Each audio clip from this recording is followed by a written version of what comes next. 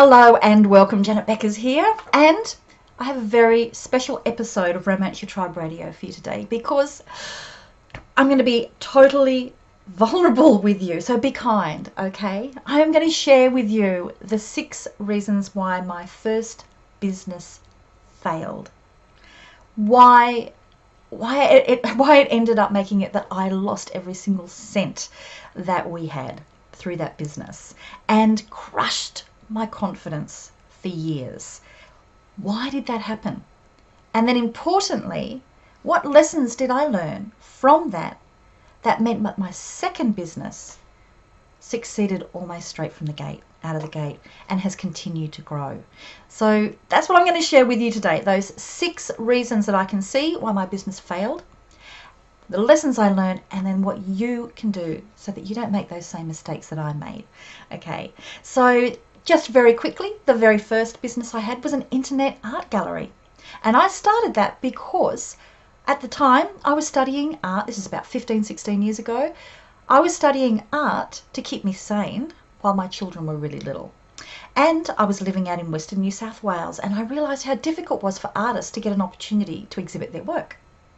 So that's when I thought, you know what? Artists need a way to get to be able to see their work everywhere, because you can't just wait for people to come out to Dubbo.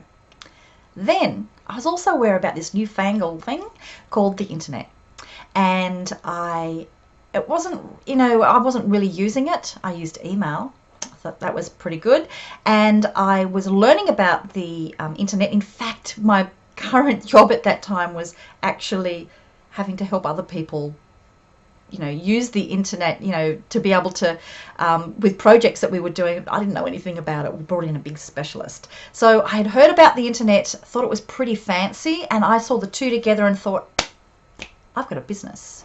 Hence Indigo Art, which ended up becoming the largest internet art gallery in Australia at that time before I sold it. That was my first business.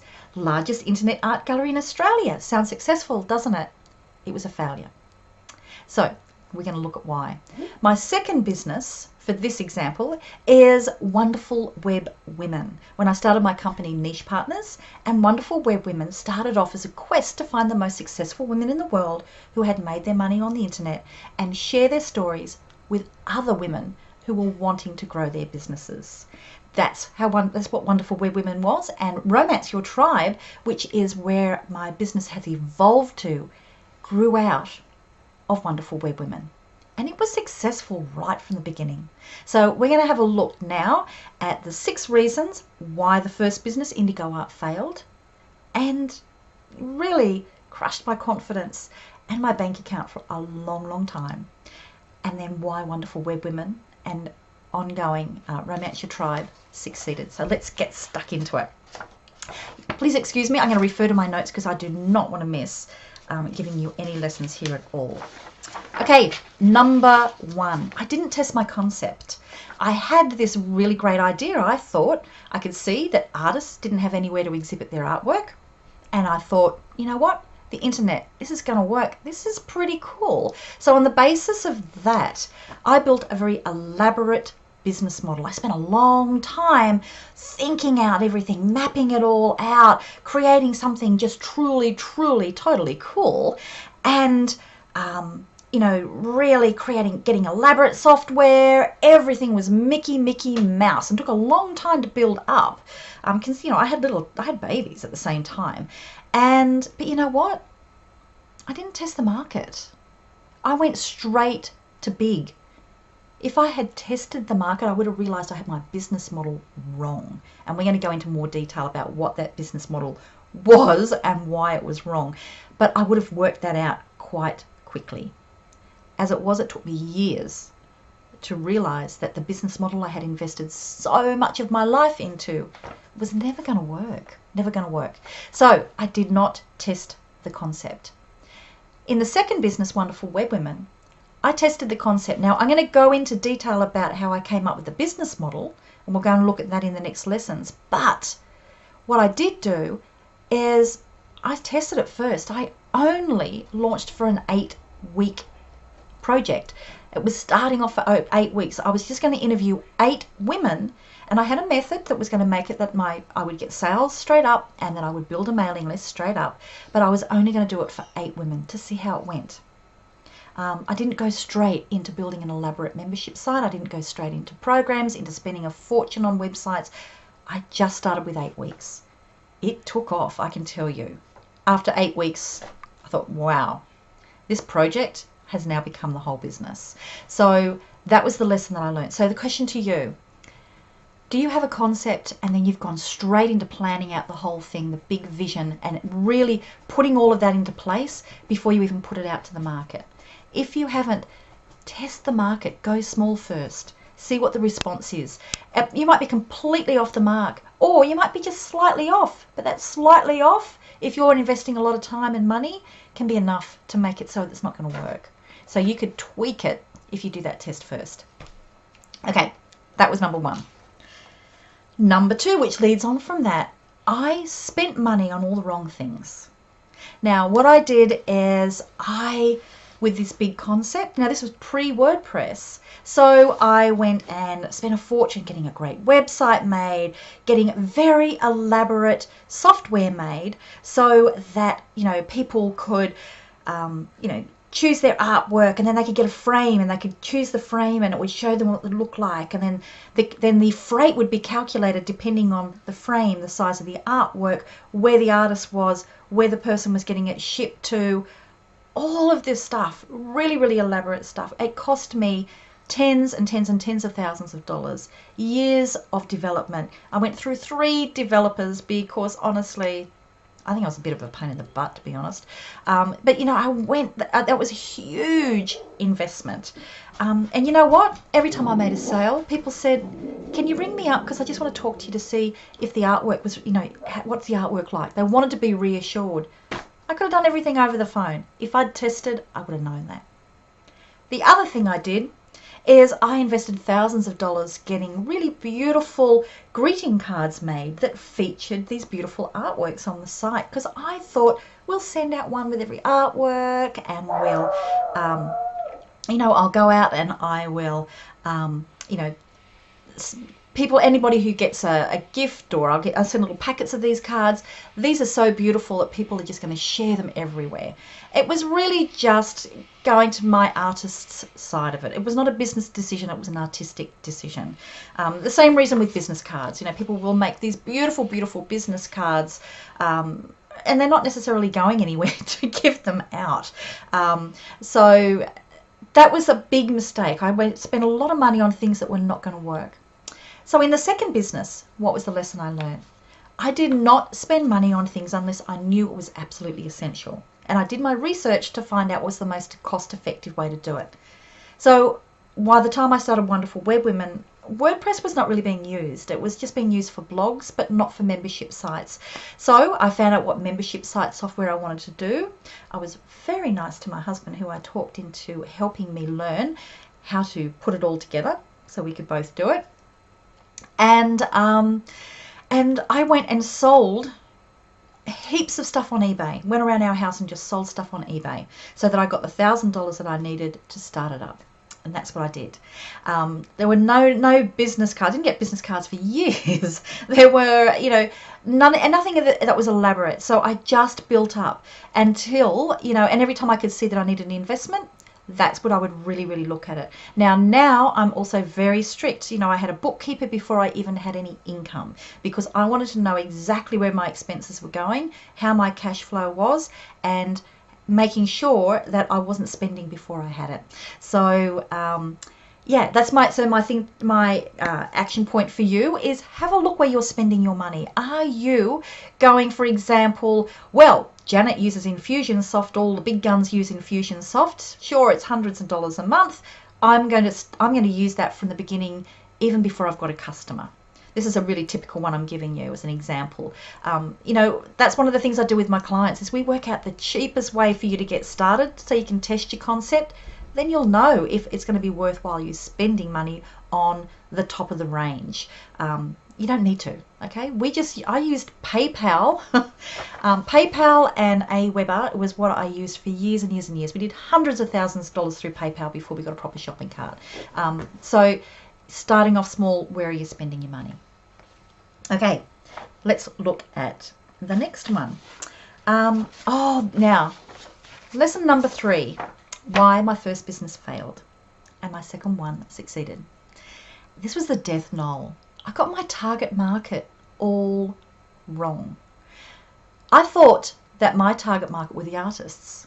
Now, the model was the artist paid me $50 and that would get all of their artworks up on the site.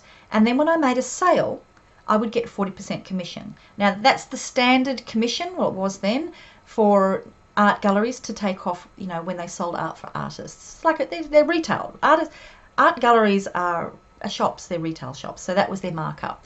So I used exactly the same model. But you know what? The artists were not my target market. My target market were the people who were going to buy the artwork. Like, duh. You know, I had this whole thing of I will build it, they will come. Now, that was a huge mistake. I confused my suppliers with my customers. This was the death knell of that business. You know, I made that mistake, and I didn't really realize it until I was broke. And it wasn't until then that I started really listening and to what my clients wanted, and it was too late by then. You know, I had already lost the money, and you know, I'd already lost the energy and the enthusiasm for the business.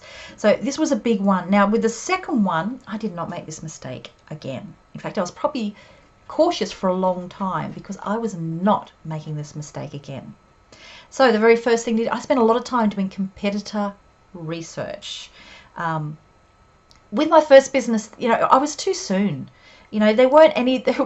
Every time I got anybody that started up online as a competitor, I would ring them up and thank them because nobody ever thought about buying art on the internet. There were too many hurdles to it.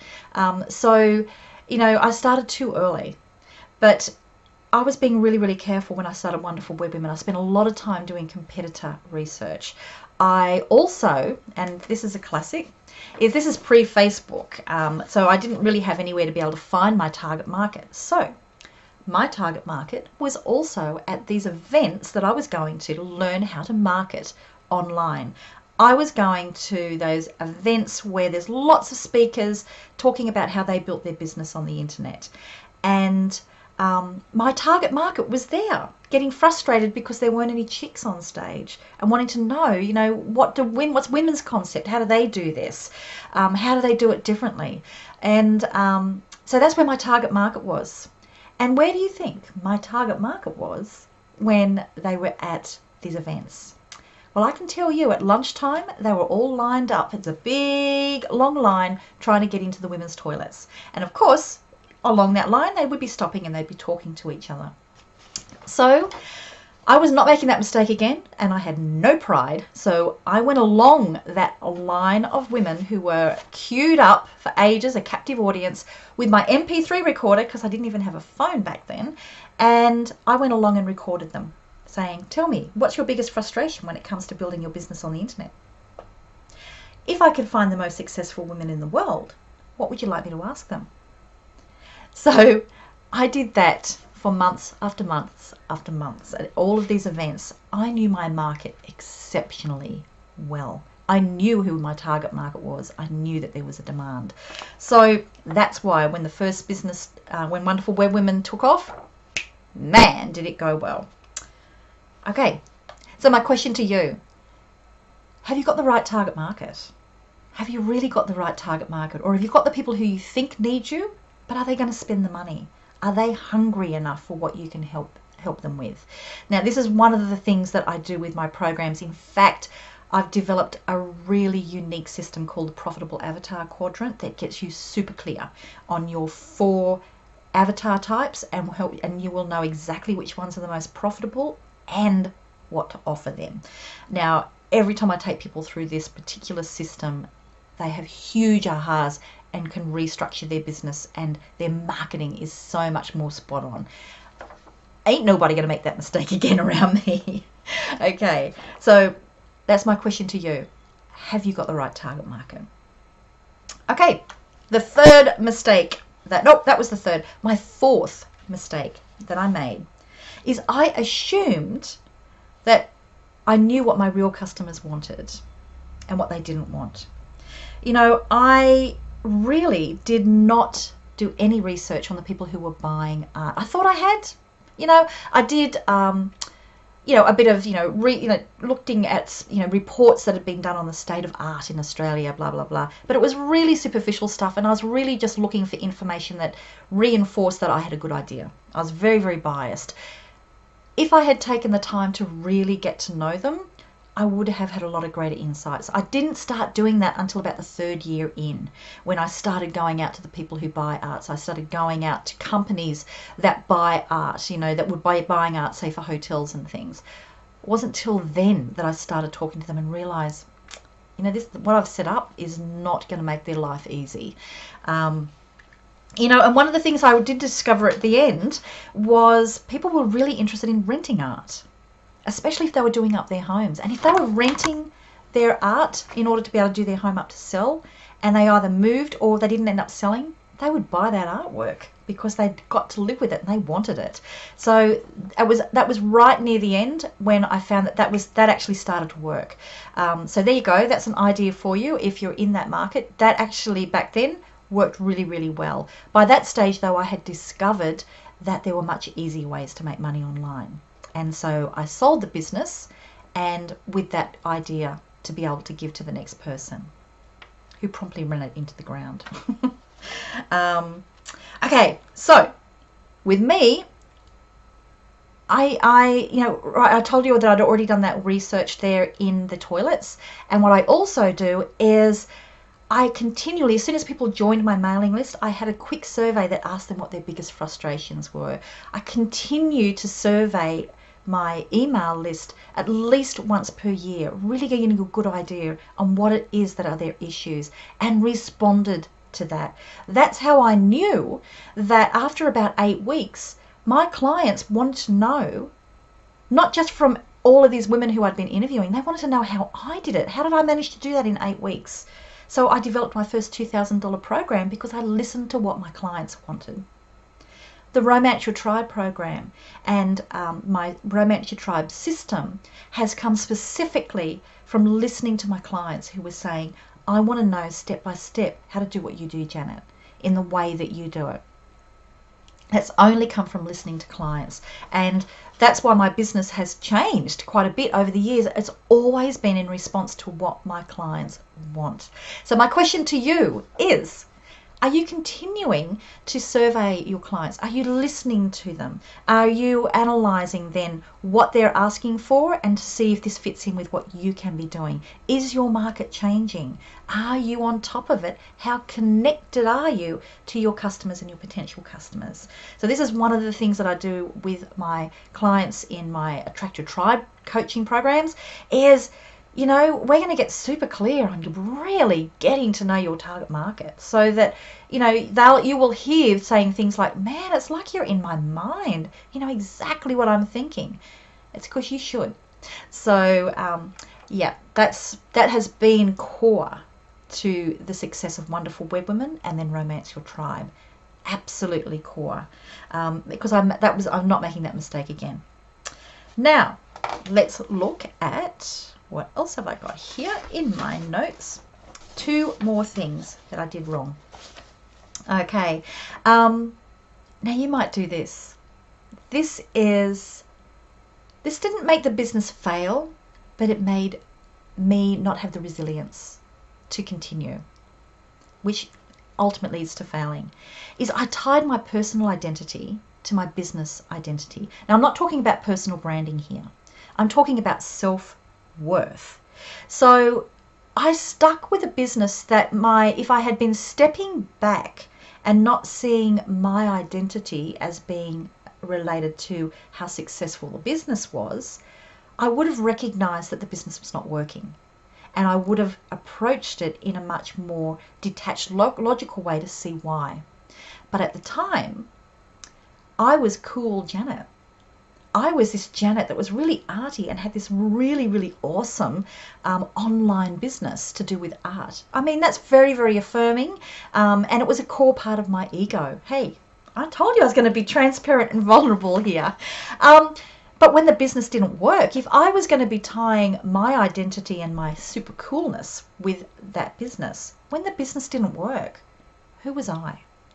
My confidence took such a serious, serious blow. And I'm a very, very persistent, resilient person, so I kept on going. But if I didn't have so much ego and identity attached to that, I would have been able to be detached and make wiser decisions. So what lessons did I learn from that? Now with my business, sure, it's a personal brand, so I am still very associated with it, but I now let my system, my models are the star. That's why this is Romance Your Tribe, not Janet Beckers, because it is my Romance Your Tribe model that gets success for people. I stand back and treat it like an experiment. I mean, truly, it is still very much a core part of who I am, but the business success or failure is not my success or failure, not my self-worth. If something doesn't work, well, it means that I can look at it dispassionately and see why and change it.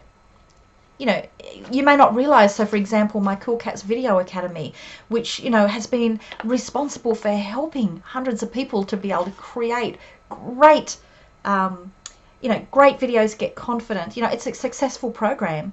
When I first launched it, 0 sales. But because I could look at it as an experiment and dispassionately, I was then able to see what went wrong with the marketing, tweak it, and then it took off. So you can't do that if you've got so much of your ego, because you're just going to go and hide underneath the doona, because it's all about you. So my question to you is, how much are you tying your self-worth to your business? How much of your ego is associated with saying what it is that you do in your business? Because this is going to make it very, very difficult for you to make the tough decisions in your business. And you know what? If that's happening and your confidence has been crushed, it's okay. It's okay. That's a core part that I do in my programs, is all that mindset stuff, because I know at what point in the progress in your business certain mind things are going to come up, and there's ways around that. There's ways around that. So, you know, be kind to yourself and step back. And the last one, number 6, is, you know what? I did it all on my own. What a crazy slow way to do it. You know, I did a one-day workshop that was run from the local, business enterprise centre on how to do a business plan. That's the training that I had for starting up. And then I just try to work out everything else myself, you know, about branding, about going online, about marketing, all of that sort of stuff. No wonder I made so many mistakes. No wonder I lost hundreds of thousands of dollars of poorly invested money, and at least 6 years of really hard work that could have been spent on something that was making me money. You know, if I had got a mentor, if I had invested in coaching programs or in products that were going to help me specifically learn the thing that I needed to do, I would have saved myself a lot of money and a lot of time, and I would be a lot further ahead now than I would have been. Not as wise, of course, but, you know, now, so what did I do in the second business? Right from the very beginning, I identified where were the gaps in my knowledge and in my skills, and then I sought out who was the best person who knew how to do that, and I paid them. I paid for programs to get coaching. I paid for people who could help me on very specific technical things. I paid, or I did contras for things that I knew that I needed the help with. And so, you know, that made the big difference, because I knew that if I had to try to work it all out myself, it was going to be a really, really slow path, and it was going to cost me more in the long run.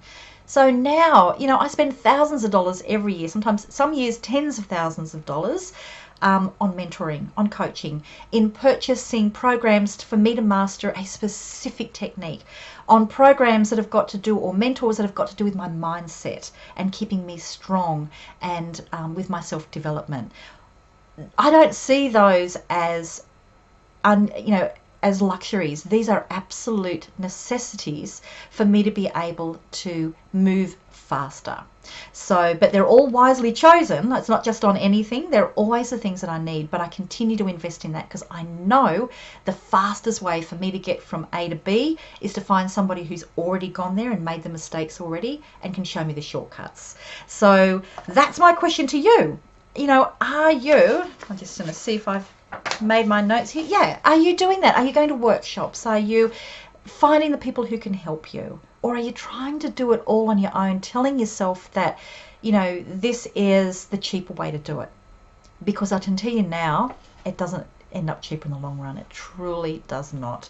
So they were the 6 main mistakes that I made that meant that my first business failed. And my second business took off straight away. Like within 8 weeks of launching Wonderful Web Women, I had already replaced my previous 12 months income. I had already had a list of thousands of people. I had already sold this program that people were asking for. I had already sold memberships to something. When people signed into the membership area, there was nothing there yet because I was still just testing to see if they'd buy. It worked right out. I had won an award for best membership site in this first 8 weeks. I had I had people contacting me from around the world asking me to coach them, and I didn't even know what coaching was, all within 8 weeks, because I took those lessons from that first failed business and these 6 lessons, and I did those changes that I've just shared with you. So it makes a huge difference. So now let's just do a recap on what were those lessons and what can you do. So number 1 is test your concept. Start small. Don't waste your time using a lot of energy and a lot of money building up the big business unless you've actually tested that you've got the right business model and you've got the right marketing. Number 2, be super careful with your money. Don't spend it on frivolous things that aren't going to result in you getting sales. So when you're starting out, make sure that everything that you spend is actually going to result in you making money faster, or at least testing your concept faster so you fail faster and move on. So be very, very careful with your money and keep a track of that. Market research. Absolutely do not scrimp on doing your market research and your competitor research. You need to know that you know your market. Number 4, keep on asking your customers. Keep on not just doing the market research once, continue to do that. Keep on listening, keep adapting, otherwise you will be left behind. If you're not changing and adapting with your clients and you're just staying stagnant, you're actually falling behind. Number 5, treat your business like an experiment. An experiment that you care about, but treat it as an experiment so that your ego is not so wrapped up in what your business is. You can do better in your business if you treat it like a fun experiment. And number 6 is shortcut the heartache and the loss of money by getting mentoring and finding a community. Now, that's where I can help you.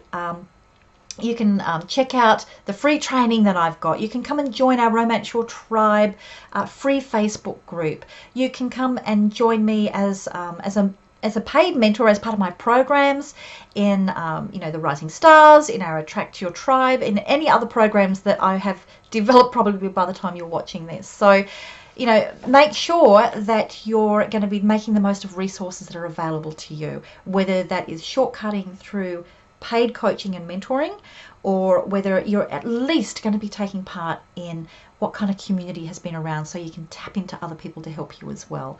And so I've got great resources there to help you to do that. So do it. Just make the most of all of the opportunities that you've got to shortcut your success, because you know what? You do not have to be on your own. You don't have to be making these mistakes on your own, and there are people here that are going to help you. So that's my 6 reasons why my first business failed and why my second business succeeded. And I do hope that this has helped you to be able to make sure that your business is not going to have to go through that heartache, and that you are going to be able to kick those goals and create that business that's going to make a difference in your life and the lives of the people who you help. Okay, as always, please, I'd love to hear from you. This has been a particularly vulnerable episode for me to create, so I would truly appreciate if you would take some time to give me some feedback and tell me any ahas that you've had from what I've shared with you today. Okay, bye.